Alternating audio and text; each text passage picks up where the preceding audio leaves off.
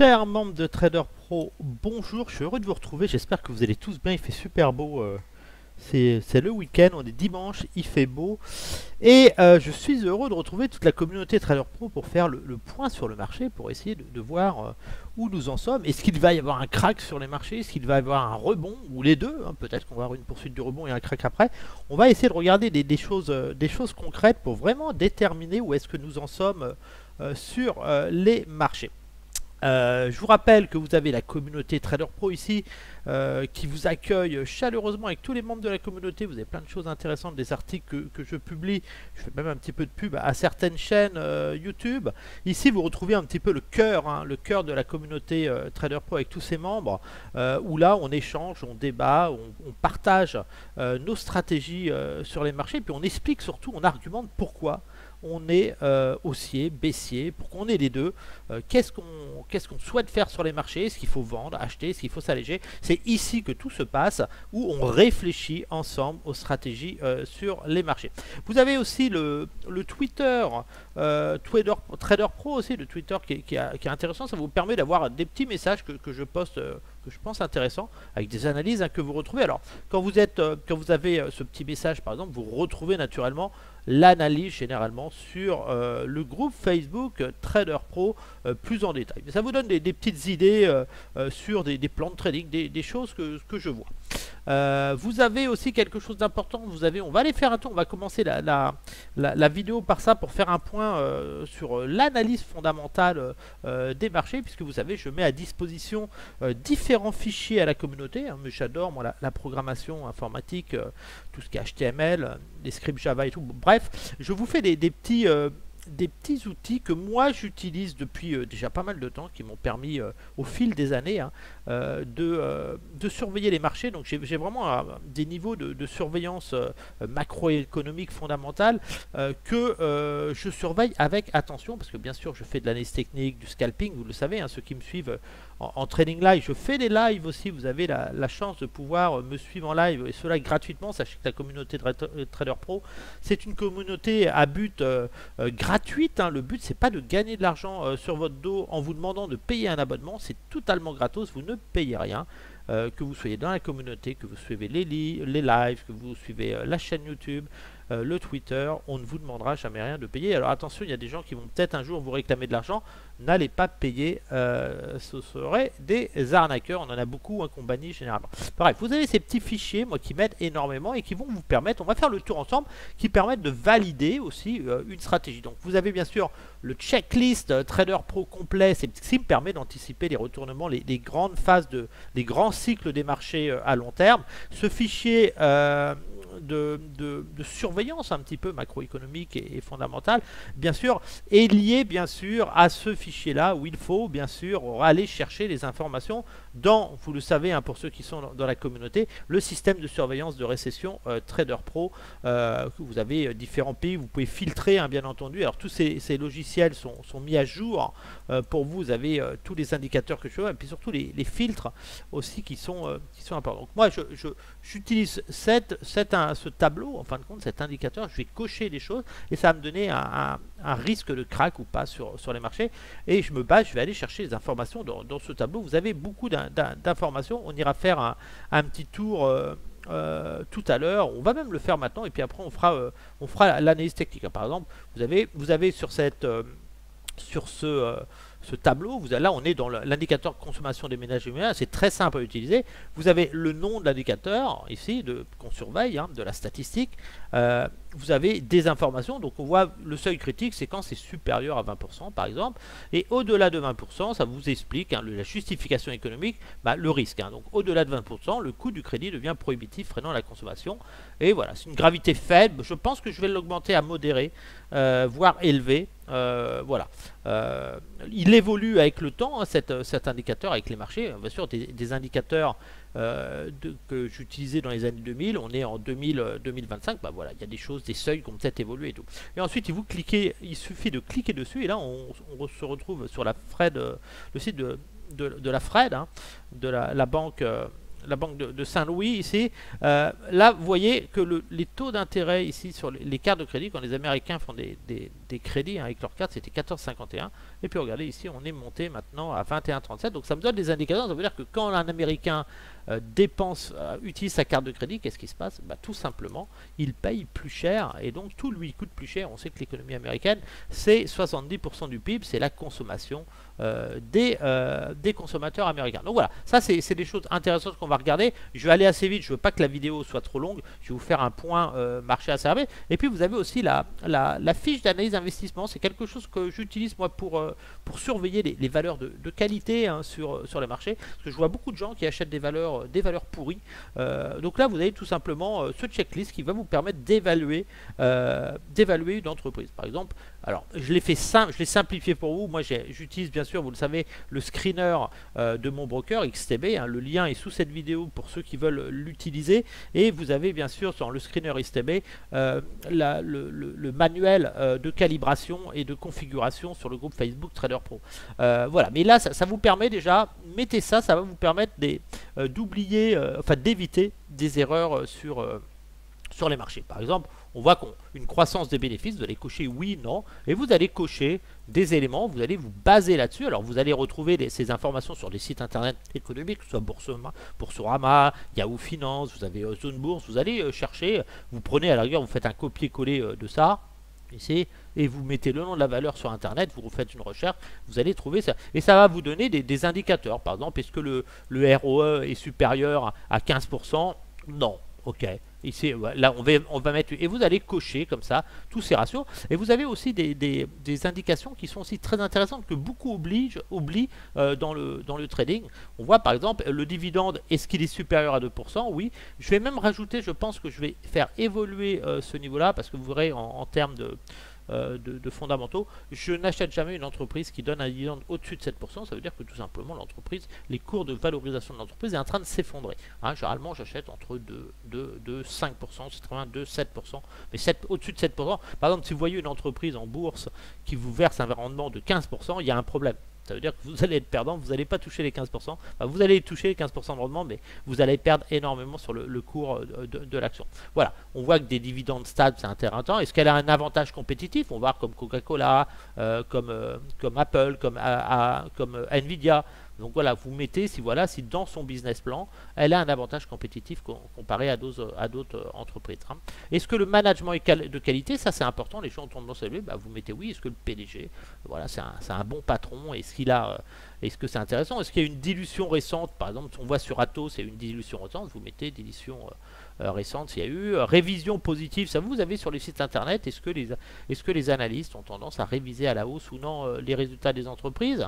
Voilà, vous avez beaucoup de choses, les achats d'initiés, les risques exogènes majeurs, c'est géopolitique, tout est mis, et ensuite vous cliquez ici, ça va vous donner une note. Ici, par exemple, imaginez cette action, là, il faut le faire sérieusement, il faut prendre le temps, ça ne se fait pas en 5 minutes. Voilà, ça nous aurait donné une très bonne qualité d'action, quelques points surveillés, mais rien de rédhibitoire. Ça veut dire qu'une fois que vous avez cette valeur qui s'affiche comme ça, vous pouvez regarder sur le plan technique, est-ce qu'il y a des opportunités d'achat dans des zones de retracement, par exemple, ou des fair value gap, enfin, beaucoup de choses de technique, mais qui permettent de vous placer à meilleur prix. Alors, soyez extrêmement prudent quand les indices sont sur des records historiques et qu'on est en pleine bulle, tout simplement. Pourquoi?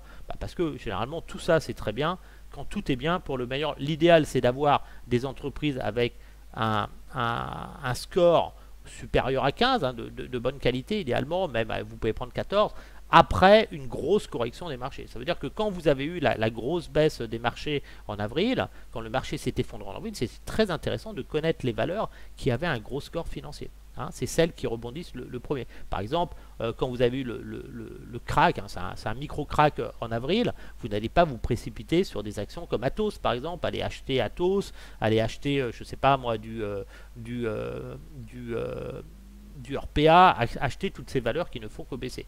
Par contre, ça vous permet, là, vous savez, quand l'indice a perdu 15-20%, le Nasdaq, voilà, vous placez sur de Nvidia, du Apple, du Coca-Cola, des grosses valeurs, c'est assez intéressant. Voilà, c'est quelque chose de gratuit que je mets à votre disposition. N'hésitez pas à utiliser ça, et puis, pourquoi pas, utiliser cet indicateur. Et moi, je vous invite à publier sur le groupe Facebook Trader Pro les actions qui auront des beaux scores que vous découvrirez sur les marchés. Vous le publiez, vous allez sur le groupe Facebook Trader Pro ici, et vous publiez, vous avez le droit, vous cliquez ici, vous mettez, tiens, j'ai découvert cette action, vous mettez un petit, ça permet à toute la communauté de suivre un petit peu, de détecter certaines valeurs que peut-être que je ne connais pas, et ça me permet de faire derrière moi un contrôle et puis une analyse un petit peu plus profonde. On n'est pas là pour juger les gens qui postent des articles sur notre communauté. Le but c'est d'être courtois, sérieux et d'argumenter. Quand vous dites que vous êtes haussier, baissier, par exemple on dit pourquoi. Si vous êtes à l'achat sur une action, il faut justifier pourquoi vous êtes à l'achat sur l'action, tout simplement.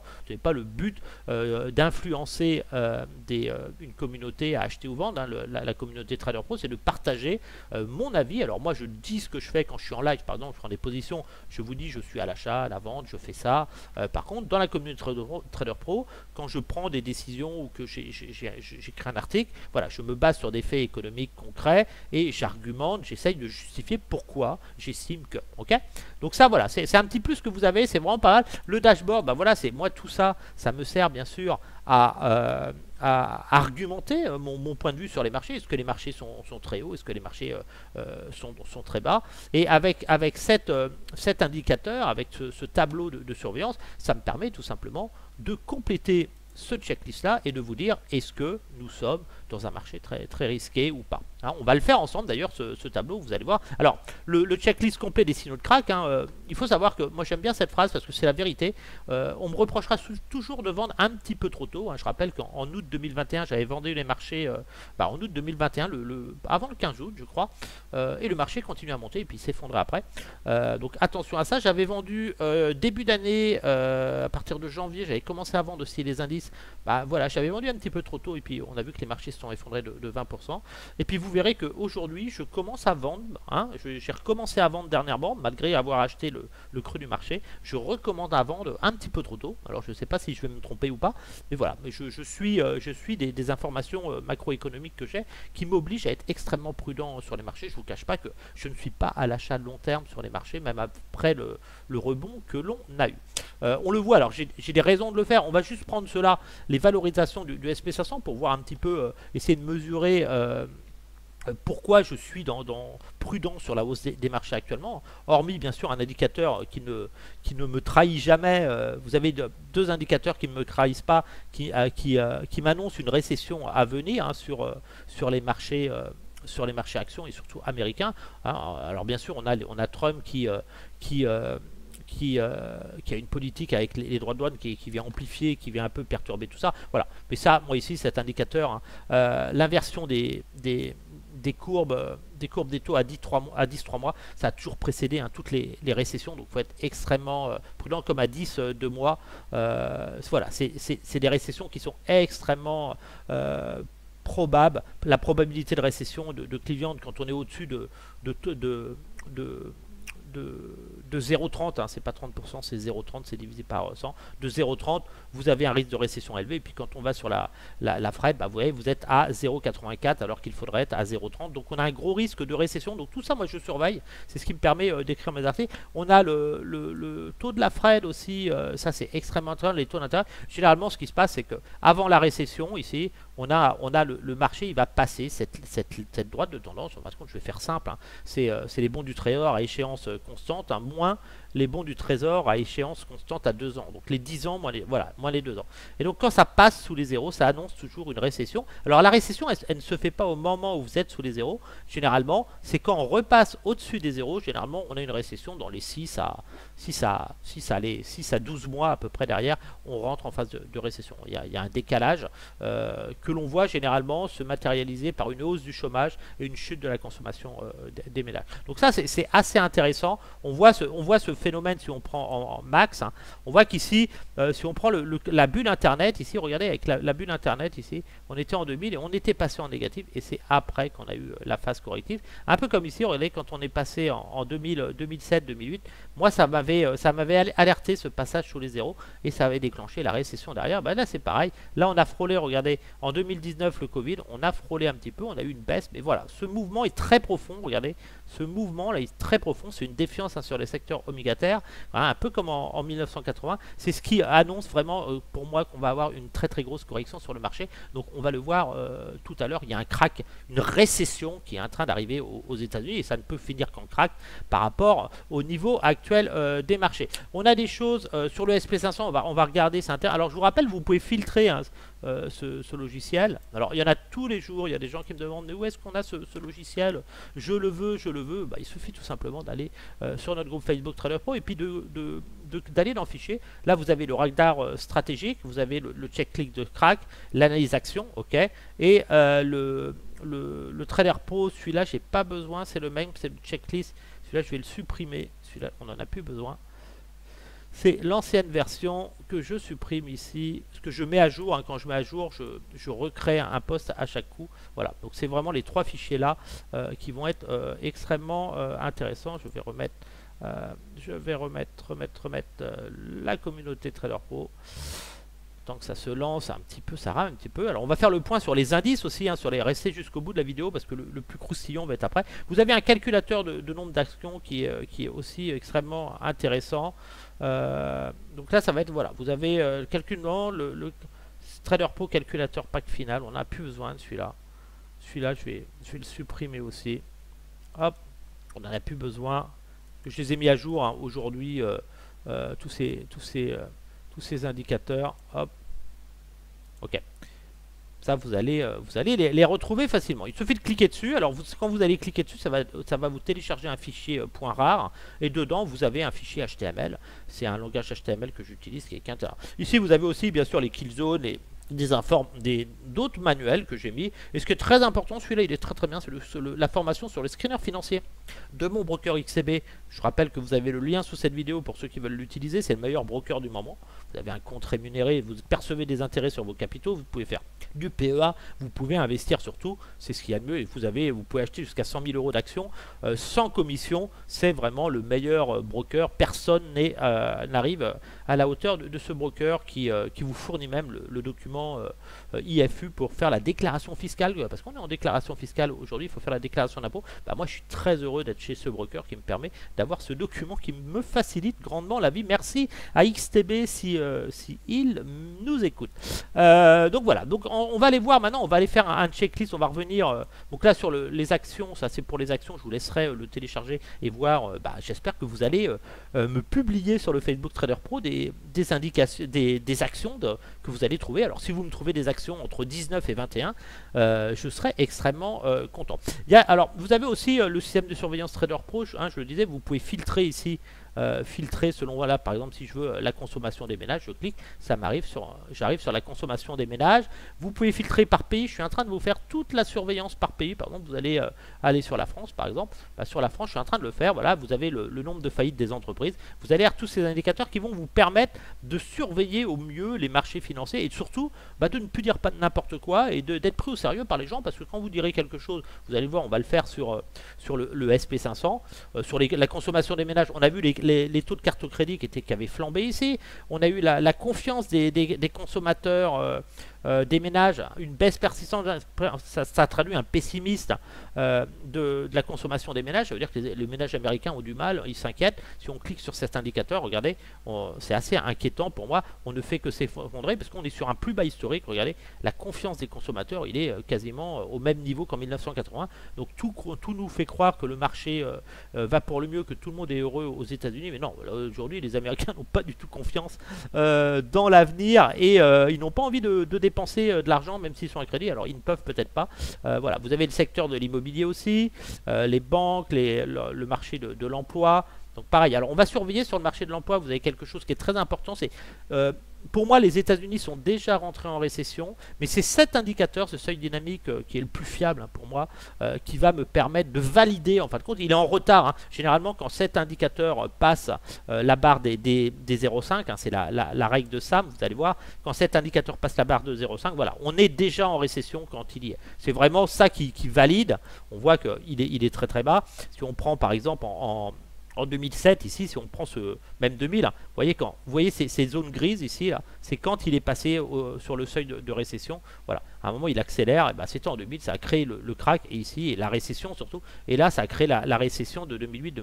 Là on a une micro-récession en 2020 ici, ok, parce qu'il est passé légèrement, enfin même beaucoup au-dessus de 0,5, donc 0, de 5 je veux dire. Vous voyez ce seuil ici, dès qu'on passe au-dessus de 5, on a vraiment ce seuil de récession. Donc faites attention, celui-là il va accélérer, hein, il va falloir que le chômage augmente un petit peu, mais quand il va accélérer, ça va être extrêmement important, ça va être le signal, voilà, le signal final pour déclarer qu'on rentre en crise en fin de compte. Hein. Vous avez bien sûr tout ce qui est marché obligataire, c'est extrêmement important. Alors si on reprend tous les indicateurs, et puis après on va passer à l'analyse sélective. Donc vous avez le calendrier XTB, si vous voulez cliquer dessus, vous accédez aux indicateurs directement en détail. Hein. Donc ça c'est excellent. Si je clique dessus, par exemple, hop, vous arrivez direct. Donc il faut avoir un compte XTB, mais vous retrouvez tous les indicateurs si vous avez besoin d'avoir l'information. Alors on a le système de surveillance de récession. Je surveille ces taux ici pour voir si on arrive, si on rentre en récession. On a la consommation des ménages. Là aussi ça me permet de voir si on a une récession à venir. Vous avez tous les indicateurs du marché de l'immobilier qui me permettent de surveiller si on arrive en contraction sur le marché de l'immobilier. Alors on n'y est pas encore. On n'est pas en contraction, même si on a des indicateurs. On voit quand le ratio prix-revenu est supérieur à 150, c'est quand même une zone de surchauffe, et on voit qu'on est très très haut. Voilà, on est très très haut, mais il n'y a pas encore de signe de ralentissement encore. Je pense que ça va venir avec le maintien de la taux. On a un score inférieur à 5, ça indique une fragilité financière des banques et des faillites bancaires. On n'a pas encore ce niveau. On n'est pas... si on prend l'indicateur, on est à 3, c'est pas donc le secteur bancaire est encore résilient. On a l'emploi, la règle de Sable, hein, je vous l'avais dit. Hein.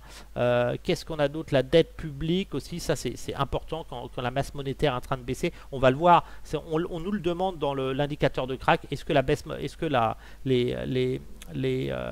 masse monétaire a plus tendance à baisser qu'à monter? M2, on verra, on pourra le cocher tout à l'heure. Et surtout, ce qui va m'intéresser, on a les marchés des taux, les indicateurs du gouvernement américain, donc ça c'est important, c'est assez important. Je rappelle qu'on a sur les marchés financiers quelque chose d'important que je surveille. Hein. Je m'attends moi à un effondrement du système de santé américain. Ça veut dire que les Américains vont ne plus pouvoir rembourser leurs soins de santé, et on va certainement avoir une faillite de sociétés d'assurance maladie. On voit que sur le Dow Jones, United Health qui a fortement chuté, ça commence, en plus il y a une enquête derrière, donc le système de santé va commencer à être sous pression. On voit que les États-Unis veulent réduire les aides au remboursement du système de santé, et on a la dette étudiante. On voit que, je regardais depuis entre 2015 et maintenant, en 2020 et maintenant, le taux de défaut de remboursement à 90 jours pour les étudiants américains était de 10%. On est passé à 21%, ça veut dire qu'il y a 21% des Américains qui ont 90 jours de retard sur le remboursement de leur crédit étudiant. Donc ça, c'est la consommation des ménages qui a impacté. Voilà, des saisies de maison, des faillites personnelles et tout. 60% des faillites personnelles aux États-Unis, c'est lié à la santé, bien sûr. Il faut savoir qu'un Américain dépense à peu près 15 000 $ par an pour pouvoir se soigner en cas de problème, d'avoir cette assurance santé. On a la note souveraine des États-Unis, on l'a vu, la note souveraine des États-Unis qui a été abaissée par Moody's. On voit, donc voilà, c'est quelque chose d'inquiétant quand même, même si voilà, ça va pas être un mouvement de panique sur le marché tout de suite, mais voilà, ça ne fait que baisser, et ça commence, le dollar et commence à être un petit peu sous pression. Les matières premières, l'inflation, hein, donc ça c'est important. On voit que par exemple sur l'or, quand vous avez une hausse de 10% avec un recul de dollar, ça vous donne des indications intéressantes. Et puis surtout l'or aussi, en indicateur métaux-précieux, quand il est au-dessus de 2000 $, on recherche un refuge contre l'inflation et l'instabilité. Donc s'il n'y avait plus d'inflation, l'or risquerait de repasser sous les 2000 $. Donc attention si vous achetez de l'or à 3500 $, même si c'est une valeur refuge longtemps. Puis là, ce qui va m'intéresser, moi, c'est les indicateurs de valorisation du SP500. Hein, ça, c'est extrêmement intéressant. C'est ce qui va me permettre de déterminer est-ce qu'on est en bulle, est-ce qu'on est très très cher, ou est-ce que c'est le moment de se précipiter à l'achat sur les actions sur des plus hauts historiques, et d'investir toutes ces économies, voire même comme le font certains, de faire un crédit à la banque pour investir en bourse. C'est la pire chose à faire. Faites attention, aux États-Unis, ils le font. Je pense qu'il va y avoir des grosses faillites personnelles et certainement que ça déclenchera non seulement une crise immobilière grave, mais aussi une explosion du chômage. Donc attention à cela. Donc si on prend le ratio cours-bénéfice du SP500, s'il est au-dessus de 25, c'est un niveau historiquement élevé. La moyenne est de 17. Alors on clique dessus et puis on regarde, est-ce qu'on est au-dessus de 25? Bah oui, regardez, on est à 28, c'est tout simplement incroyable. On est très cher sur le SP500. On a le ratio cours-vente du SP500. Si on est au-dessus de 2,5, ce ratio indique que les investisseurs payent des prix très élevés par rapport aux revenus générés des entreprises. C'est-à-dire qu'on a des entreprises qui génèrent des revenus et les investisseurs, ils sont prêts à payer des multiples de prix très élevés. Donc au-dessus de 2,5, on est à 3,03, donc c'est extrêmement élevé, bien sûr. Les rendements des bénéfices du SP500, c'est voilà, le rendement des bénéfices est inférieur à 4 pour indiquer qu'un marché est surévalué, surtout si les taux obligataires sont plus attractifs. Donc là, on le voit, on a eu un crack obligataire, la Banque centrale a monté ses taux d'intérêt à 4,5 aux États-Unis, ça a provoqué un crack obligataire, c'est pour ça que le marché de l'or monte, le Bitcoin monte, parce que plus personne n'est sur le marché obligataire. Donc voilà, par contre, ça va réduire si vraiment le rendement, si des actions, le rendement des actions devient inférieur à ce que certaines obligations qui ont fortement chuté donnent en rendement, ça génère une crise boursière, puisque tout le monde n'a plus aucun intérêt de payer des actions très chères sur le marché qui rapportent moins qu'une obligation qui est quasiment garantie. Donc on va aller voir au-dessus de 0,4. Donc là on n'y est pas encore. On est à 3,52, donc c'est pas atteint, mais par contre si ça continue à monter comme ça, on serait dans ce cas, donc faites attention. Donc ça peut être, cet indicateur peut bouger si le rendement des obligations augmente ou si le rendement des actions baisse. C'est-à-dire que le rendement des obligations peut baisser si on a des bénéfices qui s'ajustent, qui sont moins bons que prévu. Et des dividendes en baisse. Là, on a le ratio cours-valeur comptable supérieur à 4. Alors, un ratio supérieur à 4 signifie que les actions se négocient bien au-dessus de la valeur comptable des actifs, suggérant un excès d'optimisme ou des valorisations spéculatives. Alors, est-ce qu'on est au-dessus de 4? Est-ce qu'on est dans ce cas-là? On va aller voir. On est à 5,06. C'est tout simplement énorme. Donc là, on ne peut pas nier quelqu'un qui vous dit que c'est pas cher le SP500. On voit qu'on a déjà 3 gros indicateurs qui nous indique quelque chose de grave et on en voit un qui commence à passer en jaune. Les bénéfices du SP500, alors une baisse, une stagnation ou une baisse des bénéfices indique un affaissement de la rentabilité des entreprises, souvent corrélé à un ralentissement économique ou une compression des marges. Alors, est-ce que les bénéfices baissent de l'entreprise? Absolument pas. On voit que les bénéfices ne baissent pas, on s'est envolé. On n'a fait que s'envoler, on voit qu'ils étaient ici en 2000, là on n'a fait que s'envoler. Par contre, on peut noter qu'ils n'ont jamais été quasiment aussi haut. On est vraiment à des sommets, hein. Même si on peut encore avoir des bénéfices, on est vraiment très haut. Donc on a un risque que cela ralentisse un petit peu. Donc voilà, mais on n'a pas encore cette baisse. Il faudra vraiment attendre que cet indicateur commence à corriger, ça nous donnerait quelque chose. Le SP500 ajusté à l'inflation, c'est un indice ajusté à l'inflation. Alors, si cet indice ajusté est proche de ses sommets historiques, ça reflète un potentiel de surévaluation en temps réel. Ça augmente les risques de correction à moyen terme. Alors, est-ce qu'on est surévalué? Regardez, on n'a jamais été aussi haut sur cet indice c'est le SP500, qui est ajusté à l'inflation. On est sur des niveaux historiques, donc on n'a jamais été aussi haut.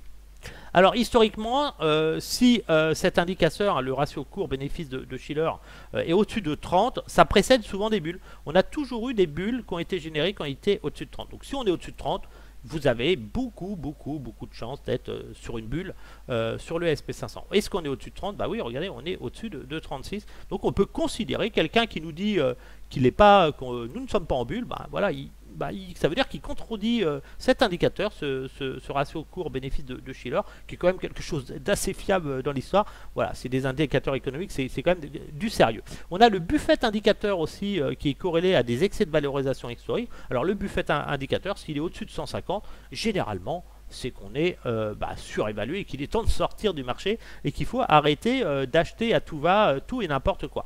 Et là, on voit que cet indicateur ici, voilà, il est exactement à 191,21. Donc, on est très éloigné du seuil médian des 150. Donc, faites attention à ça. Et puis, l'indice Fear and Greed, c'est l'indice de la peur. C'est un petit indicateur qui est utilisé sur un site ici pour voir là, si on est dans de la peur, dans de la cupidité et tout. Voilà. Donc on voit, on arrive un peu dans de la cupidité, on est dans de la forte cupidité et on arrive dans de la cupidité extrême. Donc avec tous ces indicateurs, moi je les ai étudiés, on va pas tous les faire, mais vous avez énormément de chance. Voilà, si on voit les taux d'intérêt restrictifs, consommation, investissement, endettement, vous ferez le tour, hein, vous verrez qu'il y a beaucoup de choses qui vont vous alerter. C'est les taux d'intérêt ici américains. Vous avez plein de choses sur ces indicateurs. Avec ça, vous avez de quoi devenir un trader pro. Voilà, vous avez la fiche d'investissement sur les valeurs, vous avez ce document ici. Et puis là, maintenant, pour détecter les cracks, on va le faire ensemble. On va essayer de faire un checklist et voir est-ce qu'on a des risques de crack ou pas sur les marchés. Et après, on va passer à l'analyse technique. Alors, là, ici, on voit que tous ces signaux, là, tout ce que je vous ai mis dedans, ça a été observé. Hein, les mois précédents des grands cracks boursiers. Hein, je commence en 1720 avec le Mississippi. Hein, on voit, on a eu tous ces grands cracks et j'ai pas mis,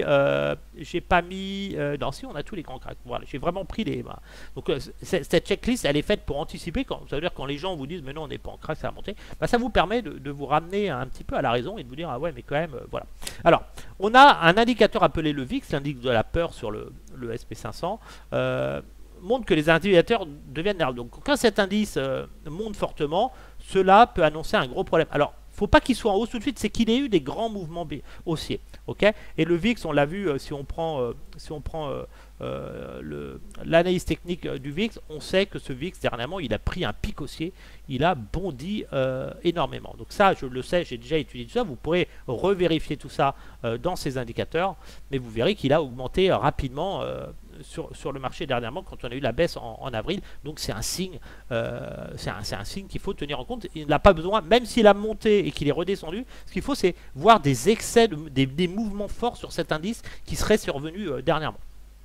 Les investisseurs, alors là on a le ratio put-call anormal, les investisseurs ne cherchent même plus à protéger contre une chute de marché, il y a un excès de confiance, bah ouais, les ratios put-call sont anormalement bas, ça c'est vrai, je l'ai vérifié, on est très très bas. Les actions deviennent très chères par rapport à ce qu'elles gagnent réellement, ce que gagnent réellement les entreprises, ce qui peut annoncer une bulle. Alors oui, on sait que les actions sont très très chères, la majorité des actions sont extrêmement chères, mais il y a quelques valeurs qui sont très très chères et qui génèrent du cash quand même, les 7 magnifiques. Mais dans la majorité, j'aurais tendance à cocher cet indicateur parce qu'il y a plein de valeurs qui sont très très chères sur le SP500 et qui ne gagnent pas réellement, l'argent que gagnent ces actions ne justifie pas une telle valorisation. Par contre, comme on sait qu'on a les 7 magnifiques qui sont dans les SP1, je ne vais pas cocher cette case encore parce que les 7 magnifiques gagnent encore de l'argent. Mais normalement, si on n'avait pas les 7 magnifiques, ce serait coché. On a des actions qui atteignent des sommets alors que ce ne sont pas des Nvidia ni des Apple et que bah voilà, elles sont très chères et elles ne gagnent pas réellement énormément d'argent. Donc voilà, pour moi, si je pouvais mettre une demi-case, je mettrais une demi-case. Seules quelques grandes entreprises tirent les marchés vers le haut, ce qui est souvent un signe de fragilité. Bah ça oui.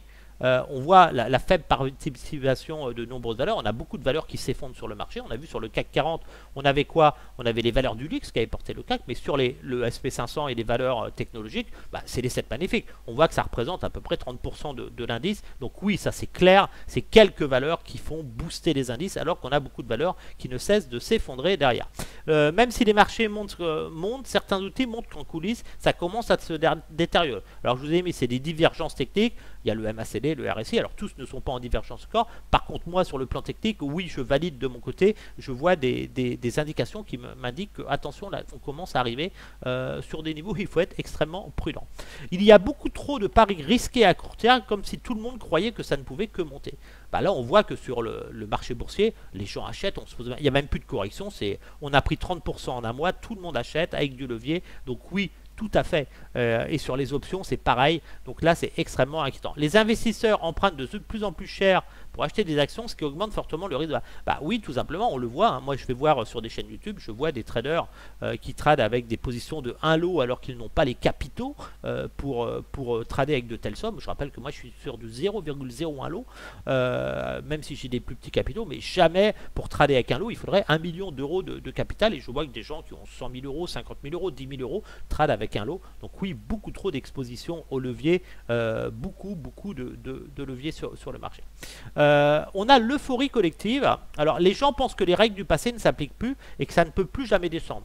Voilà, les gens sont là, ils se disent non, c'est plus possible d'avoir une crise comme en 2000 ou en 2008. La bulle Internet, c'était différent, les entreprises n'étaient pas les mêmes, patati. On est vraiment dans de l'euphorie collective. Tout le monde pense qu'il n'y aura même plus de récession. Ils sont persuadés que les banques centrales interviendront en permanence. Donc ça, c'est très inquiétant et on y est dedans.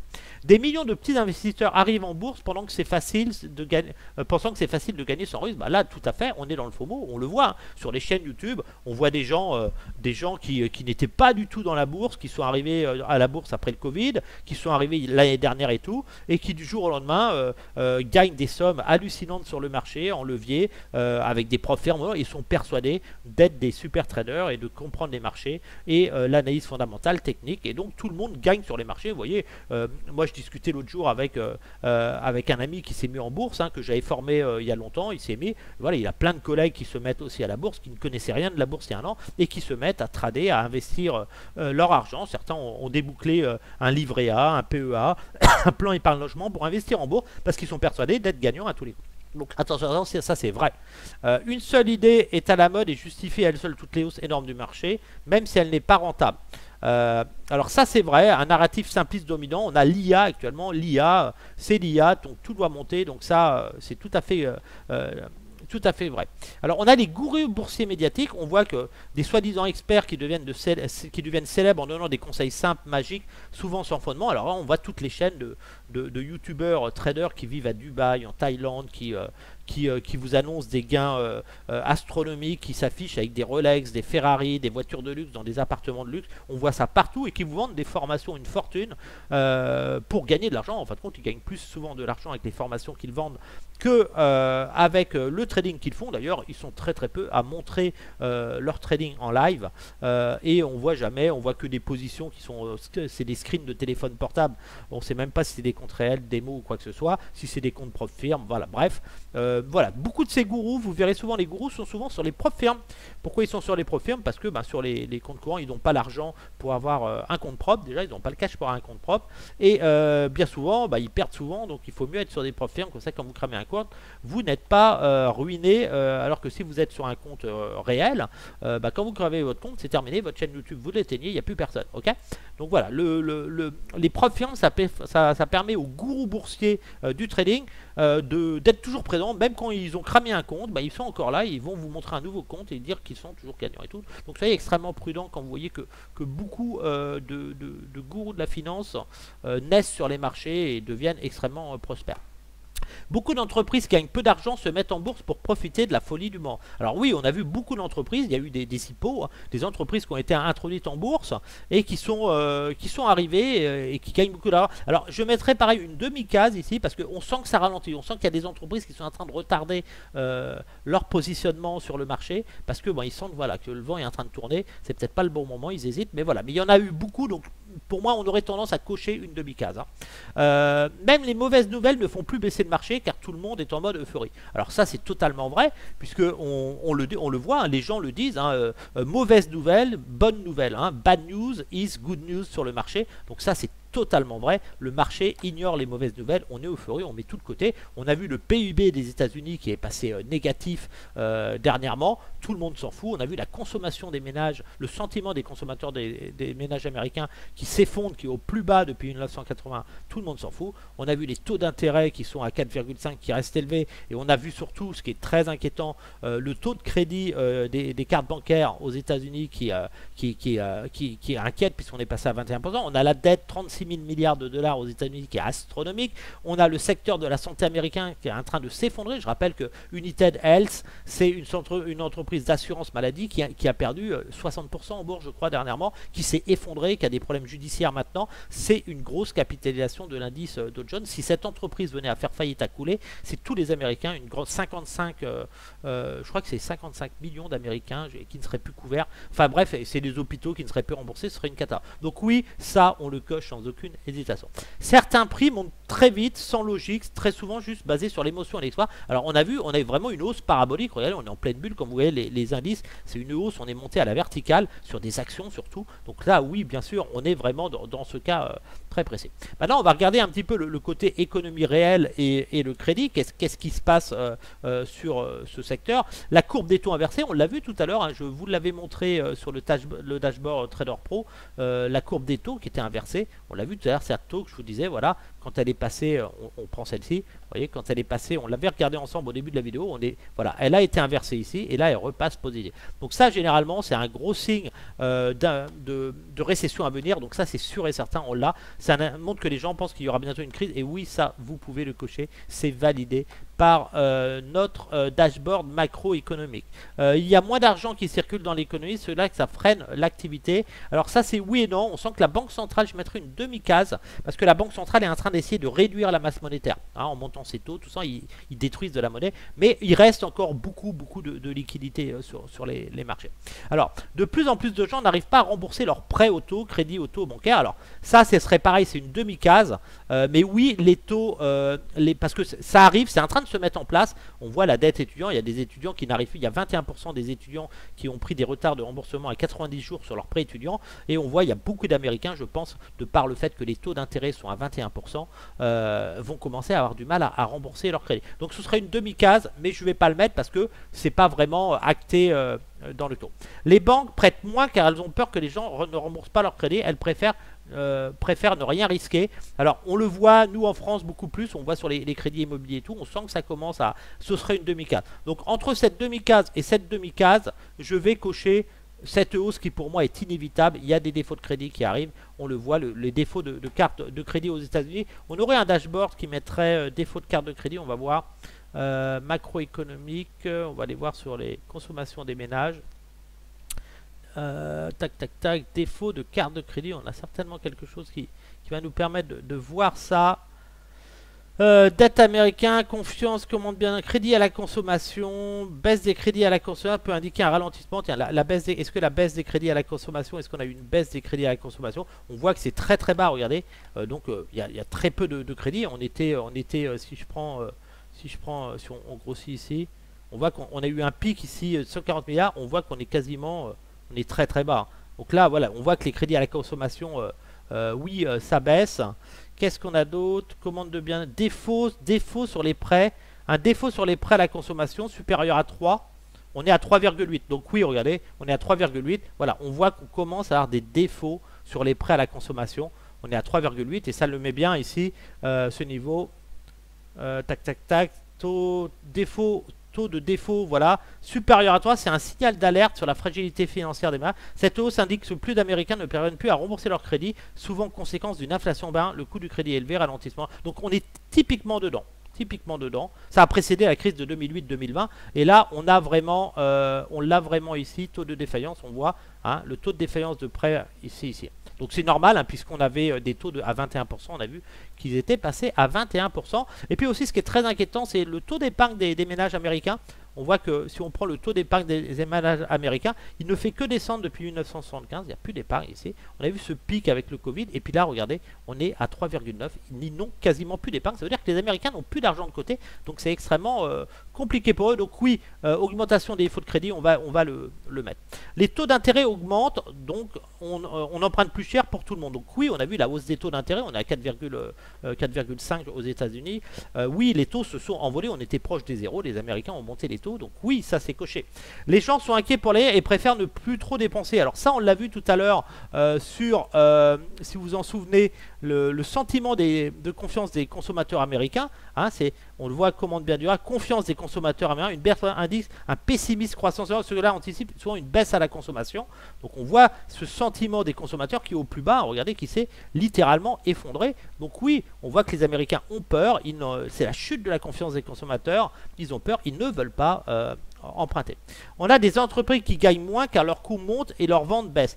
Ça, on ne l'a pas encore forcément. Il y a des entreprises, alors les 7 magnifiques gagnent beaucoup, d'autres les vendent bête. Alors oui, on l'a sur certaines valeurs comme européennes, on voit les sociétés avec les droits de douane de Trump, le cognac, tout ça. Donc voilà, les marges, donc voilà, on compense, l'inflation a compensé ça, parce que les entreprises ont monté les prix, en fin de compte, quand il y a eu de l'inflation, donc ils ont pu, ce qu'ils perdaient en augmentation de salaire, ils l'ont gagné en vendant leurs produits plus chers. Donc là, pour moi, c'est une demi-case, mais je ne vais pas la mettre, mais pour moi, ça ne devrait pas tarder à être coché, ça. Alors, une grande banque, une société financière s'écroule, ce qui déclenche une panique générale. Alors, ça, pour les risques événements systémiques et exogènes, c'est pas quelque chose qu'on a besoin que ce soit produit dans le mois. Mais dans les années, dans les allez, 12 à 20, allez, 12 à 18 mois passés, bah, qu'est-ce qu'on a eu? On a la faillite de Crédit Suisse hein, qui s'est effondrée. On a eu aussi les banques régionales américaines. Donc oui, il y a eu des secousses. Ça a déclenché donc c'est toujours là, le mal est toujours là. Il est juste en stand-by. Il a été, en fin de compte, la Fed a mis un pansement dessus. Une crise immobilière éclate, les prix chutent, les gens ne remboursent plus leurs prêts. Alors ça, on l'a, oui, c'est au niveau de la Chine. Au niveau de la Chine, on a cette crise immobilière. Aux États-Unis, on ne l'a pas encore. Mais il est important de le mettre parce que la Chine, la crise immobilière chinoise impacte tous ces risques du marché. Alors, on a aussi les tensions géopolitiques majeures, on a les événements graves, les guerres, blocages économiques. Bah, bien sûr, ici, on a la guerre en Ukraine, on a Israël avec la bande de Gaza, on a le détroit d'Ormuz avec le Yémen, on a la Chine, les tensions avec la Chine et les États-Unis, on a les tensions avec Taïwan, le détroit du Panama. Donc oui, ça s'est mis. Le prix de l'énergie grimpe très vite, ce qui pèse sur les familles. Alors ça, on ne l'a pas encore. On ne l'a pas encore, le prix du pétrole est relativement bas encore. Même si on a eu, on pourrait quand même cocher une demi-case dernièrement, parce qu'on a eu quand même le pétrole qui a flambé avec la guerre en Ukraine, mais là ça s'est calmé, donc on va pouvoir le recocher plus tard, mais pas maintenant. Une banque centrale prend la décision soudaine qui complique tout de faire monter les taux d'un coup. Oui, la Banque centrale des États-Unis, en 2021, suite à la montée de l'inflation, a décidé de passer ses taux proches de zéro, à proche limite 5%. Donc oui, ça a été acté.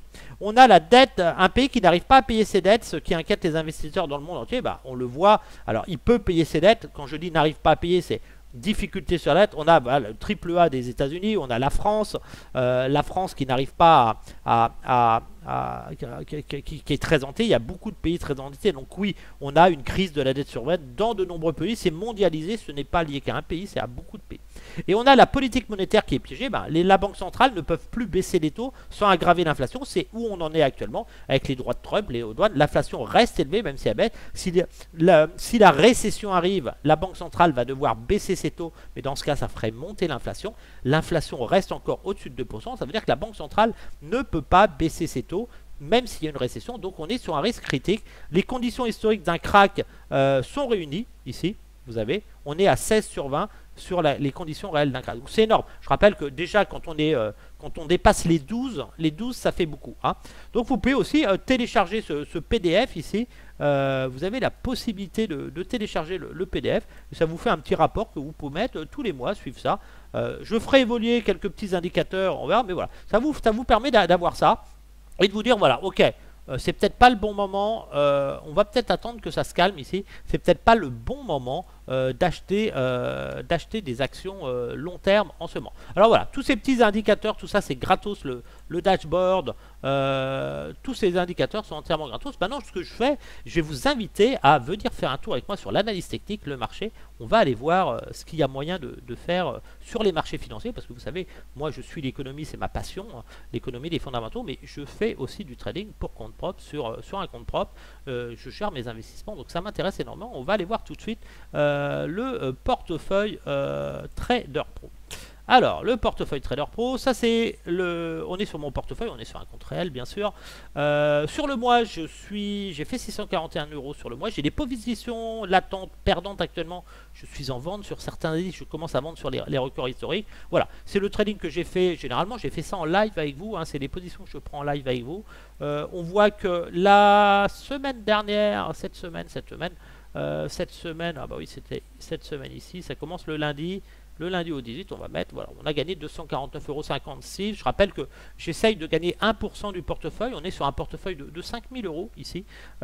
Pour être plus proche de la communauté Trader Pro, j'ai décidé de vraiment jouer le jeu, de jouer avec un petit portefeuille et de voir ce qu'on peut faire avec un portefeuille de 5000 €. Donc mon but sur un portefeuille de 5000 €, c'est de gagner 50 € par jour. Tout simplement, pourquoi 50 € par jour? C'est 1 euro, c'est 1%, excusez-moi, du capital. Mon but, c'est de gagner 10% par mois. Ça veut dire, voilà, j'essaye de gagner 1% du capital. On voit que la semaine dernière, j'ai gagné 5 fois 50 €, 250 €, ce qui veut dire que j'ai fait 1% par jour. Donc c'est plutôt pas mal respecté. Et sur le mois, il va falloir que je fasse 10%. Sur le mois, j'ai dépassé l'objectif. Je suis à 500 € de dépasser. Donc j'ai fait déjà les 10%. Je pense que je vais pousser ça à 1000, 1500 € ce mois-ci pour compenser quelques moins-values latentes que j'ai sur les indices. Parce que c'est normal, je me positionne en vente moyen terme sur les marchés. Tout simplement parce que vous avez vu les analyses que j'ai fait fondamentales avec vous. Ça vous permet de comprendre que je n'ai pas envie d'acheter le marché. Je suis plus en train de chercher des positions vendeuses à venir. Donc là, c'est les transactions qu'on a fait ensemble depuis le début du mois. C'est tous les mouvements qu'on a fait ensemble net de frais. Ça veut dire que les frais sont compris. Voilà, donc c'est tout le trading qu'on a fait. Donc là maintenant, ce que je vous invite, c'est qu'on aille voir les indices boursiers et faire un petit tour sur les indices boursiers, voir un peu comment on peut travailler les indices et ce que je pense sur les marchés. Donc pour moi, sur le plan économique, macroéconomique, on voit qu'on arrive dans une phase de risque, de crack, de récession, de forte correction des marchés. C'est pour ça que sur tous mes indices, vous verrez, j'ai des zones d'achat long terme. Je n'achèterai pas long terme tant qu'on ne sera pas revenu dans ces zones-là. Vous verrez les mettre. Ces deux zones vertes comme ça ici.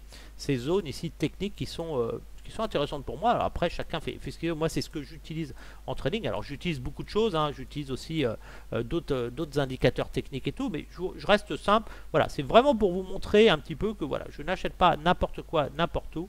Je surveille des niveaux de prix intéressants. Ok. Alors, sur l'Eurostock 50, ici, on voit qu'on a eu... alors, sur tous les graphiques, d'habitude, je prenais le plus bas de 2008 pour tracer mon retracement entre le plus haut historique et le plus bas historique. J'ai réfléchi par rapport à beaucoup de choses, par rapport à mon expérience sur les marchés. Je rappelle que j'ai 51 ans, je trade depuis 1988 sur les marchés, donc j'ai vu beaucoup de choses sur les marchés. Je vais prendre le plus bas de la dernière récession, vraie récession, pas le plus bas de la récession Covid, parce que c'était un élément qui est arrivé, survenu comme ça brutalement. C'était pas quelque chose vraiment concret pour l'économie, et même si on l'a eu, mais ça a été imposé par la santé publique en fait. Donc la vraie récession, on a le crack. J'ai envie de prendre celle-là quand même. C'est un point d'excès, mais j'aurais plus tendance. J'hésite entre 2008 et 2009. Voilà, mais pour l'instant, je vais rester sur le crack Covid parce qu'il y a eu quand même un impact assez fort. Et je pense, voilà, ce serait difficile d'avoir pire que la pandémie, même si les gens pouvaient continuer à consommer, puisqu'ils avaient toujours leur salaire un petit peu. Une récession comme en 2008-2009, c'est que les gens n'ont plus de salaire, ils perdent leur salaire. Quand on a eu la pandémie, les gens ont continué à percevoir leur salaire, ça n'a pas changé grand-chose. C'était un petit peu, je ne vais pas dire des vacances pour certains qui étaient à la maison, mais c'était presque ça. On n'était pas en danger financier, les États sont intervenus. Mais pour l'instant, je reste sur cet indicateur. Alors, sur l'Eurostock 50, pour moi, on a eu cette grosse baisse en avril, mais comme sur tous les indices, puis on a un rebond. Regardez, on est revenu dans la zone d'or de vente quand on était sur ce niveau-là ici. Moi, je vous disais, écoutez, moi j'achète ici, puisqu'on est venu chercher la sell-side liquidité ici. J'achète pour aller chercher un rebond dans la zone d'or de vente. C'est ce que j'ai fait, et on est dans ma zone d'or de vente. Donc maintenant, je n'ai plus envie d'acheter cet indice. J'ai plus envie de balayer et de prendre des bénéfices. La première chose à faire, si vous avez acheté dans le bas ici, prenez des bénéfices. Vous imaginez ce que vous avez gagné, c'est énorme. Si vous avez sur cette baisse, si vous avez récupéré des pertes, récupérez vos pertes, allégez-vous, parce que la dernière fois que vous étiez là, regardez ce que vous avez perdu. Vous êtes fait une frayeur, donc la frayeur maintenant elle est effacée. Vous avez récupéré toutes vos pertes, donc posez-vous la question, si est-ce que vous étiez bien placé ici, ou est-ce qu'il fallait mieux pas être un petit peu plus bas. Donc voilà, après c'est le choix de chacun. Pour moi, je ne suis pas à l'achat sur cet indice. On a vu ce mouvement, ces trois vagues. Je m'attends à une correction sur l'indice. J'attends un retour au minimum dans cette zone ici, les zones jaunes, vous les verrez, c'est des cibles que j'ai. Je n'achète pas l'indice sur Eurostock 50 dans les conditions économiques que l'on a vu, que l'on a étudié ensemble tout à l'heure, au-dessus de 3900 points. Ça veut dire que si je dois acheter l'indice, il faudra revenir au-dessus au-dessus de 3900. Alors 3900 points, c'est pas énorme, hein. Je rappelle qu'on y était il y a pas si longtemps que ça ici. On y était en 2021, 3900 points ici, alors que les choses allaient beaucoup mieux que maintenant. Et là, voilà, on y était encore aussi. Regardez, en 2023, on y était encore. Donc attention à ça. On a eu un petit peu l'effet Trump. On est toujours dans la bulle, mais on pourrait rapidement corriger. Sur le CAC 40, pareil.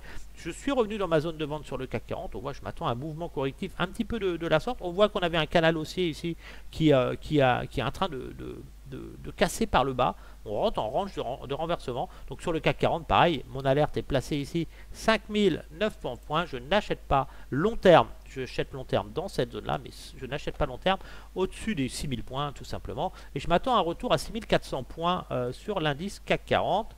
Sur le DAX est assez monstrueux. Le DAX a complètement tout explosé sur le DAX.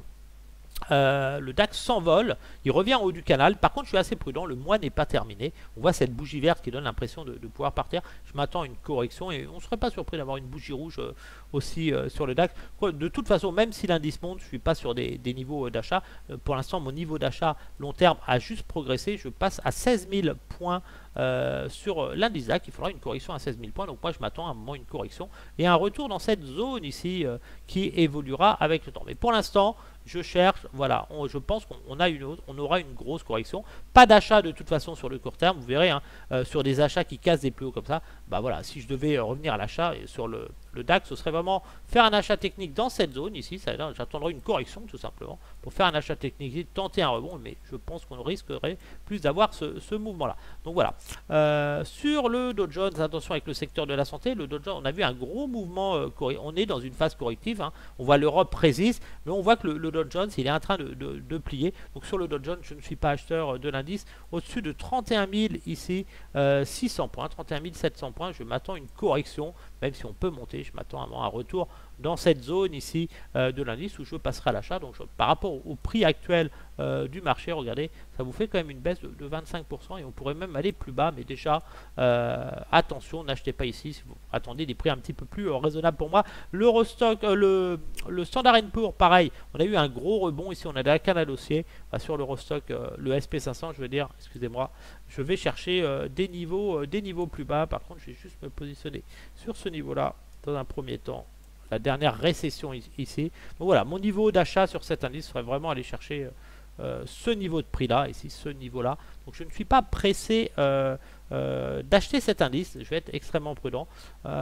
Il me reste quand même un choix stratégique à déterminer. Est-ce que je prends le plus bas de 2009 pour commencer, 2019 du crack Covid pour commencer à acheter, on le voit ici. Est-ce que je prends ce plus bas là ou est-ce que je vais vraiment chercher le dernier grand cycle aussi qu'on a eu qui a débuté en 2008, aller chercher ce niveau-là. Je pense que je vais rester sur le crack Covid, histoire de rester un petit peu plus haut, parce que le monde on a quand même eu un gros mouvement correctif. Donc je pense que là, tous les indices, je vais aller chercher ce niveau-là. Et je ne serais pas surpris de voir l'indice glisser vers cette droite de tendance que l'on voit en vert. Donc là, je vais surveiller moi des ventes, hein, tout simplement. Je vais essayer de jouer des nouvelles bougies rouges mensuelles sur l'indice. Sur le Nasdaq, pareil, on voit qu'on a eu un mouvement idiotiste en vague 1, 2, 3. On a terminé la 5e vague. On est certainement en train de générer un mouvement correctif ABC, hein. Ici un gros mouvement, on a eu la première vague, on fait certainement cette deuxième pour aller chercher ce niveau là, donc pas d'achat au-dessus de 15 000 points pour le Nasdaq. On va être extrêmement prudent sur cet indice, bien sûr. Hop. Alors, je vais mettre mon alerte. Moi j'aime bien mettre des alertes comme ça, on n'est toujours pas à l'abri d'avoir un crack violent sur les marchés. Voilà. En gros, je commence à acheter des belles valeurs que vous avez, que vous pouvez sélectionner avec le logiciel que j'ai mis à disposition pour vous. Sur l'US 2000, je suis vendeur de cette zone rouge pour aller chercher, bien sûr, une correction vers les 1700 points. Sur Lucas 100, très bel indice. Lucas 100, c'est pas un indice qui est les plus chers, hein, sur les marchés. Je m'attends à un cycle correctif un petit peu plus long et puissant. Je rappelle que là, à Londres, il y a des hausses d'impôts qui sont assez importantes. On a beaucoup de personnes qui habitent à Londres qui ont quitté Londres pour aller vers l'Italie, tout simplement parce qu'ils sont assommés de charges fiscales. Donc voilà, je serais plus tendance à attendre une cassure de ce mouvement et à revenir me positionner uniquement sur le long terme. 6800 points, ce serait un très beau niveau de prix pour commencer à envisager un retour à l'achat long terme sur les marchés. Donc je suis plus à m'alléger sur le marché. L'Italie, on voit que l'Italie soutenue par la Banque européenne, ça se passe plutôt bien. Je pense que c'est temporaire sur l'Italie. Faites attention à ça. Je ne crois pas à cette envolée. Je pense qu'on va finir par corriger à nouveau. On a cette folie haussière sur l'indice italien. Après, l'indice italien, ce n'est pas l'indice le plus cher comme le FTSE du Royaume-Uni. Ce n'est pas les indices plus chers. Vous prenez le CAC 40 et le DAX, ils sont beaucoup plus chers. Donc voilà, ça commence à pousser, mais je m'attends à une correction. J'attendrai la fin du mois. On verra comment on clôture cette bougie. On ne sera pas surpris d'avoir une bougie qui clôture rouge au final avec l'évolution des marchés. Sur l'indice espagnol, très bel indice, un indice espagnol qui refuse de baisser. Regardez, on a toujours des hausses. On va certainement aller chercher la buy side liquidité ici un jour, on le voit, ce niveau d'excès. On est venu chercher dernièrement ce niveau ici qui on s'en rapproche. Donc voilà, je m'attends quand même à une correction. C'est des indices compris, si on prend les indices quand même pour rester un petit peu raisonnable sur les marchés. Si je prends sur période d'un mois, voilà, on voit l'Espagne, ça a pris 9% sur un mois, 14% l'Italie. On voit, voilà, on a eu des hausses qui sont très très importantes. Il faut rester, garder les pieds sur terre, surtout après ce que l'on a vu sur les fondamentaux. Donc voilà, pas d'achat au-dessus des 10 000 points. Je m'attends à une correction à un moment, qu'on le veuille ou non, même si c'est un bel indice. Le net 25, pareil, on revient dans la zone nord de vente. On a cassé une droite de tendance qui est quand même assez importante. Donc voilà, je suis plus à l'achat sur repli sur cet indice. Mon but, c'est d'acheter le plus proche des 700 pour aller tout simplement chercher plus tard sur un nouveau cycle après la récession qui arrivera, donc dans plusieurs années. On ira chercher ce niveau-là, mais pas pour tout de suite. Il faudra passer par un cycle correctif et puis faire une purge sur les marchés et l'économie mondiale. Donc ça, on va suivre ça ensemble régulièrement. L'indice espagnol, j'avais mis OK. L'indice suisse, attention, l'indice suisse. On voit qu'on on arrive sur des excès ici. Je ne suis pas acheteur d'un indice suisse au-dessus de 10 400 points. Je pense qu'on a eu cette baisse ici, on a rebondi dans cette zone de vente. Je pense qu'on va glisser et qu'on reviendra sur ce niveau-là, c'est indéniable. Il faut juste attendre que la récession soit validée par le marché. Alors je rappelle que pour moi, on rentre en récession au mois de mai, on est rentré en récession même, je pense qu'on a commencé même au mois d'avril en récession. Et voilà, il faut vraiment maintenant pour valider cette récession, pour créer le choc, la panique sur les marchés, il va falloir surveiller la hausse du chômage, l'indice de SAM que vous avez vu tout à l'heure, et puis la chute de la consommation des ménages. Donc voilà, le crédit, les coûts des crédits ont augmenté, on voit que les consommateurs, la confiance des consommateurs diminue. Donc ce qui va se passer, on a les droits de douane de Trump et tout, on va commencer à avoir le ralentissement économique, les gens qui vont se faire licencier, on a vu Nissan qui supprimait la moitié de ses entreprises dans le monde, on voit beaucoup Microsoft qui licencie, ça commence à licencier. Donc tous ces gens qui sont licenciés, c'est des gens qui ont investi en bourse, c'est des gens qui ont fait des crédits, et tous ces gens vont être en faillite personnelle, qui vont avoir des problèmes de santé, parce que la population après-guerre augmente aussi. Il y a eu le baby boom, il y a le papy boom, il y a la population est vieillissante, des gens qui ne peuvent plus se soigner. Donc tout ça, il va y avoir énormément de faillites personnelles. Ça va tout simplement, on va avoir une crise. En fin de compte, les gens vont plus rembourser leur crédit, vont perdre leur emploi parce que vont perdre leurs emplois, vont plus pouvoir rembourser leur crédit. Le fait qu'ils ne peuvent plus rembourser leur crédit vont créer une récession, un ralentissement économique qui va engendrer de nouvelles pertes d'emplois. Et tout ça, ça va se diffuser dans l'économie américaine. On va le revoir sur le côté bancaire, le côté de l'assurance maladie qui va perdre énormément d'argent. Les gens ne pourront plus financer l'assurance maladie. Ça veut dire que s'ils ne payent plus leur assurance maladie, les entreprises d'assurance maladie vont couler tout simplement et devront être repris, soutenus par les États.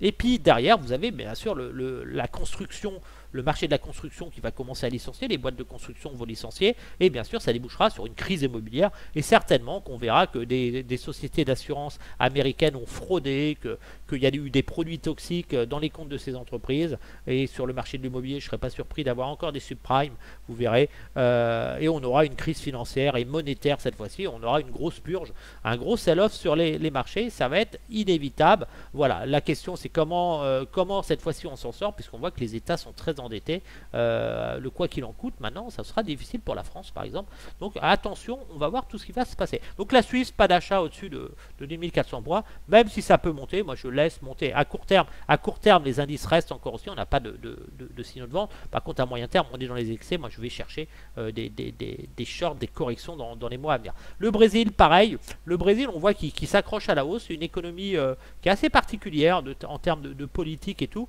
D'ailleurs on fera le tour sur le Brésil pour voir un petit peu prochainement sur le plan économique. Je rappelle que je suis en train de le mettre à jour. Je ne sais pas si je l'ai toujours.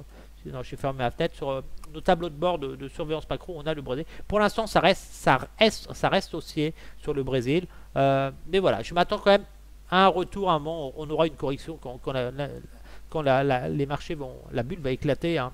Alors la question c'est est-ce que la bulle va éclater brutalement ou se dégonfler doucement. Donc pour moi, voilà, sur le long terme on n'achète pas au-dessus de 80. Là on peut faire du trading. Moi je vais plus chercher des shorts maintenant pour accrocher des hauts de marché. Je vais chercher des corrections. Regardez, quand on a des baisses c'est assez brutal. Comme pour le Mexique, hein, le Mexique on voit qu'on a eu un rebond. Alors les droits de douane du Mexique, ça n'a pas l'air d'inquiéter le Mexique actuellement. Les entreprises mexicaines, on voit qu'on a ce rebond ici, pareil, on revient dans une zone de vente, le marché est en train d'essayer de piéger un petit peu les acheteurs, de faire en sorte que tous les acheteurs finissent par acheter au plus haut. Pour moi, le Mexique, on va revenir tester les 46 500, donc pour moi, on va avoir un mouvement correctif, hein, c'est pour moi, on fait ça, alors même si on peut monter là, à un moment, on aura cette baisse. Soyez extrêmement prudents de par les chiffres économiques fondamentaux qu'on a étudiés ensemble. La Pologne, c'est un marché qui est très très bon, la Pologne. Très belle économie européenne.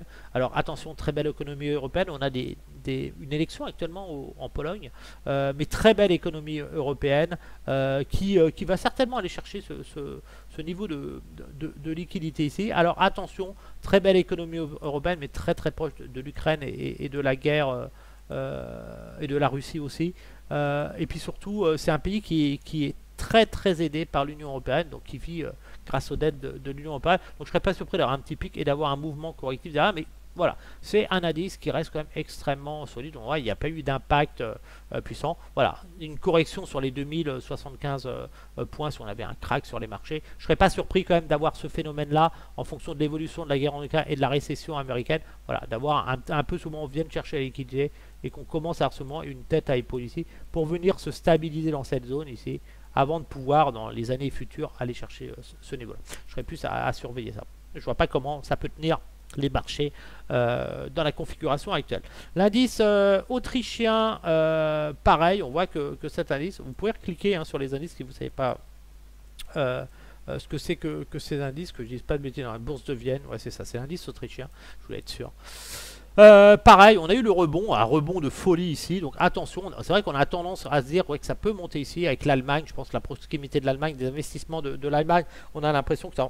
Voilà, personnellement, je ne prendrai pas de risque sur cet indice, voilà, j'attendrai les prochaines corrections d'Eli pour shorter l'indice polonais, je vais mettre mes alertes quand même qui sont assez importantes ici. Ok, on va faire le tour sur les autres indices et après on va terminer par les 7 magnifiques, les actions. Pour voir un petit peu est-ce qu'il reste du potentiel sur certaines de ces valeurs, est-ce qu'il faut mieux s'alléger ou pas. Sur le Japon, toujours pareil, on a eu cette hausse, on a eu cette grosse baisse ici, on était revenu dans la zone de vente, puis on est retombé à la baisse. On voit qu'on a un support ici qui est assez intéressant ici sur le Japon. C'est une zone de, je pense qu'elle sera retouchée. Je n'achète pas le Japon au-dessus de 30 000 points, mais là voilà, on revient. Je pense qu'on va refinir par tomber ici, hein, tout simplement avec les carry trade et puis l'inflation au Japon. Je pense que la Banque du Japon n'a pas fini de monter ses taux d'intérêt. La situation économique au Japon est extrêmement tendue, le pays le plus endetté au monde, comme quoi même quand on a beaucoup de dettes, on peut être endetté tout simplement parce que c'est sa population qui détient les obligations du pays, qui prête de l'argent au Japon, sauf que cette population a vieilli, maintenant ça peut changer, donc attention surtout avec les droits de douane de Trump. Sur Singapour, on a eu cette hausse ici, là, cette baisse, on est revenu à l'achat ici, et là on sent qu'on va aller chercher ce niveau là, donc moi j'aurais plus tendance à vendre sur ce niveau là, ce pic de liquidité ici, surtout ne pas acheter là, voilà. J'attendrai vraiment un retour sur cet indice pour acheter. On est beaucoup trop haut, on est monté très très vite. C'est cette zone-là, une consolidation dans cette zone de prix. Je n'achète pas là. Et personnellement, je pense que je serais j'aurais même tendance à acheter plus bas. Attention sur ce niveau-là. Je rappelle qu'on pourrait même revenir sur ce niveau-là. Voilà, mais pas d'achat ici. On voit bien, vous achetez sur des plus hauts. On était ici il y a même pas un mois, n'allez pas acheter sur ces niveaux-là. Donc voilà, donc peu d'opportunités ici. Sur l'indice australien, pareil, on a eu le rebond, on a eu le pullback dans la zone d'or de vente, on est au-dessus, je ne serais pas surpris que ça rebaisse. Voilà, moi je n'achète pas cet indice au-dessus de 6500 points. Je m'attends à un échec, puis un retour à la baisse, à une poursuite de la baisse, une correction. Sur le Vietnam, la pause un petit peu sur le Vietnam. Alors c'est une économie que j'aime bien, le Vietnam. On parle tous de Bali, de l'Indonésie, de la Thaïlande, tout ça. Le Vietnam, ça carte à jouer, je pense. Donc on a fait un nouveau plus haut historique. Donc, je vais ajuster ma position ici. Mais je reste, je suis pas à l'achat par rapport à la situation économique et à la récession à venir dans le monde. Donc voilà, par contre, dès qu'on revient dans cette zone, je passe à l'achat. Regardez, ici, on s'est rapproché. C'était un excellent niveau d'achat. J'espère que vous en avez profité. Sur la Chine, on sent que la Chine, c'est beaucoup mieux que les États-Unis. On a eu cette grosse phase. On est sur un prix médian ici, hein, sur la Chine. Si je prends le prix médian de la Chine, hein, il suffit de prendre tout simplement un retracement de Fibonacci que vous mettez ici. Hop, s'il veut bien se mettre. Mettez un retracement ici. Hop. On va descendre un peu. Ok. Vous voyez ici, vous êtes vraiment sur le prix médian. Donc quand vous passez sous ce niveau de prix, là, c'est vraiment un marché attractif. Sur ce gros mouvement de marché, on peut dire que le prix médian, vous allez osciller autour de ce prix-là. Ici, c'est le prix médian de l'indice. Donc quand vous partez au-dessus, vous êtes cher.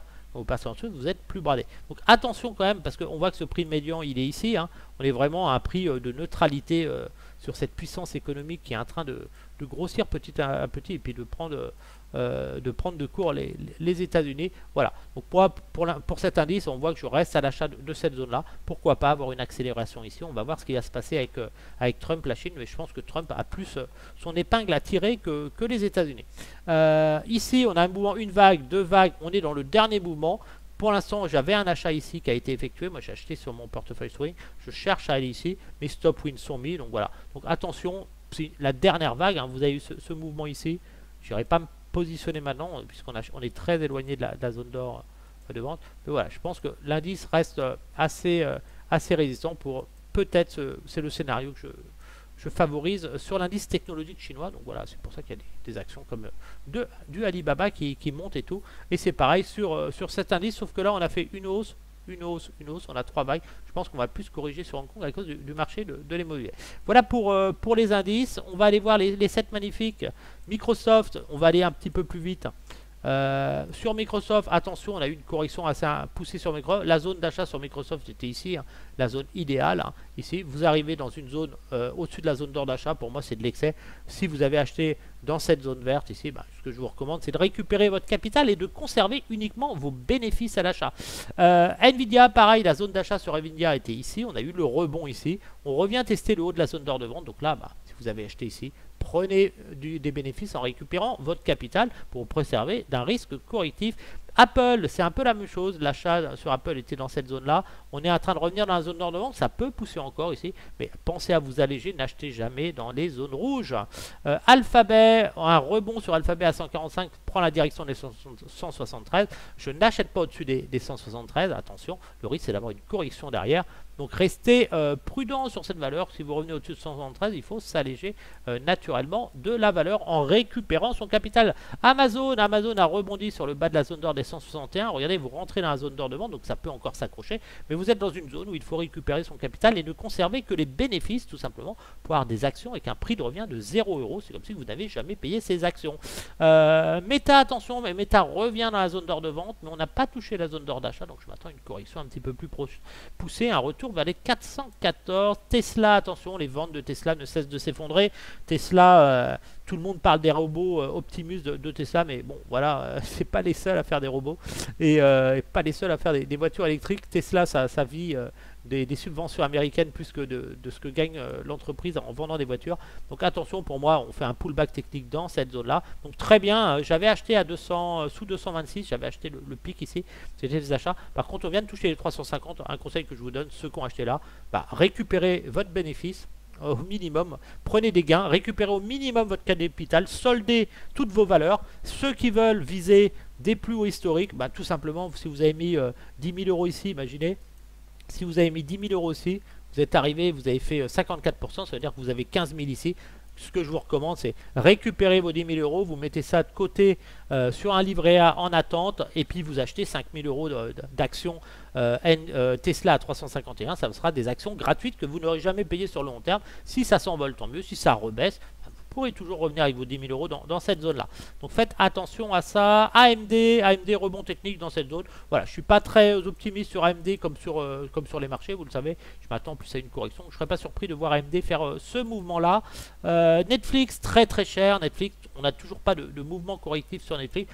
Pas d'achat sur Netflix, moi je surveille ça tous les mois, mais dites-vous qu'à un moment cette action elle va revenir sur les 771, il y aura une correction technique vers la zone d'or d'achat, c'est plus là que j'achète Netflix, dans cette zone là, mais je n'achète pas ici, pour l'instant ça monte, remontez vos stop loss, mais n'allez pas acheter ici surtout cette valeur. Bureau Veritas, c'est une valeur que je regardais ici, on a eu le mouvement correctif ici dans cette zone, voilà, ça reste une valeur, je pense qu'on va consolider dans cette zone, mais ça restera une très belle valeur, c'est une valeur qu'on peut acheter entre 26 et 23 sans souci pour aller viser les 34 euros. Donc voilà pour le petit tour marché. Sur le Nasdaq, on va aller voir le Nasdaq, ce que je vais faire sur le Nasdaq, tac tac tac, j'ai les positions vendeuses sur le Nasdaq ici. Voilà, c'est un petit peu le fouillis sur mon graphique. Tac, tac, tac. Voilà, le Nasdaq, moi je reste vendeur. On voit, je vais surveiller des ventes ici sur ces zones ici. Je ne serais pas surpris du mal. Je ne suis pas acheteur du Nasdaq en 4 heures au-dessus de 21 117 points, c'est le minimum. Je n'achète pas au-dessus de là. Et on avait quoi sur l'or aussi que j'avais. L'or, attention, on a des rebonds techniques. L'or, on a fait des achats ici cette semaine, ici sur l'or. Hop. Ici, voilà, on avait cette zone d'achat qui était très importante. Hein. Je rappelle que quand on était, c'était en live, j'étais sur le trading live. Quand on était sur l'or ici, je vous disais attention, on va revenir dans cette zone d'or d'achat. Donc vous êtes revenu dedans, c'est celle-ci, vous allez voir. Hop, on va mettre à jour. J'ai vu chercher la liquidité dans cette zone d'or d'achat qui est extrêmement intéressante. Voilà, donc là maintenant, si ça doit rebondir, c'est ici, il ne faut surtout pas aller plus bas. Voilà, ce niveau-là. Oh, ma souris, elle commence, c'est mon PC qui commence à chauffer. Voilà, donc là, quand on est ici, ici, on n'achète jamais sur ces plus hauts ici, après un mouvement impulsif. On attend toujours la correction dans cette zone-là pour aller chercher les 3280. Donc on verra ça la semaine prochaine. Pour l'instant, le risque, c'est que ce mouvement échoue. Il doit y avoir deux scénarios possibles sur l'or, bien sûr, c'est le rebond ici vers les 3280 points, ce serait l'idéal. Si vous avez un échec, vous irez chercher ce niveau-là. Donc pour tenter les 3280, c'est maintenant que qu'il faut se placer. Il ne faudra pas casser les 3150 points. Voilà pour le petit tour de marché. De toute façon, on reste en contact sur le groupe Facebook Trader Pro, le Twitter. Je rappelle que je ne suis pas un conseiller financier. Tout ce que j'ai donné là, c'est à titre informatique. C'est ma vision du marché. C'est ce que je pense sur les marchés. C'est ce que je fais moi. Mais je ne vous invite pas à faire la même chose que moi. Vous devez prendre votre décision de trading, faire vos analyses vous-même. Donc voilà, je partage mon avis, mais je ne suis pas là pour faire du conseil financier. Et puis si je faisais du conseil financier, je facturerais bien sûr ces conseils. Je vous demanderais un complément de salaire. C'est-à-dire il faudrait me payer pour que je donne des conseils financiers. Donc pour l'instant, je ne suis pas conseiller financier. C'est pour ça que c'est entièrement gratuit de toute façon, pour éviter les amalgames. Donc voilà, soyez extrêmement prudents sur les marchés. Si vous avez aimé cette vidéo, vous n'hésitez pas à cliquer sur la cloche, à vous abonner pour être prévenu des prochaines vidéos. Je rappelle que l'on fera des lives, un live trading certainement demain matin vers 8 h. Je serai absent de 11 h à 13 h. Mais voilà, lundi je vais faire des live trading, donc cochez la cloche, abonnez-vous pour être prévenu. On va trader les indices DAX et Nasdaq, et puis l'or aussi.